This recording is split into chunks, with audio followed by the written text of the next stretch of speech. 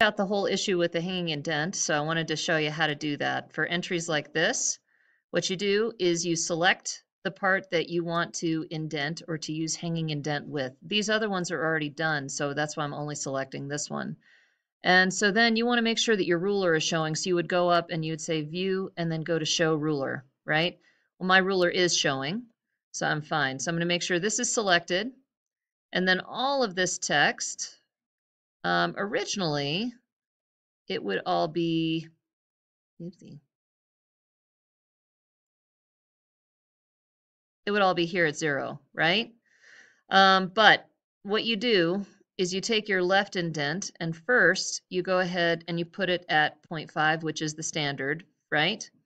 And then this top rectangle thingy where it says first line indent, I would press that down and then I drag that back to 0. All right, and that is how you do hanging indent.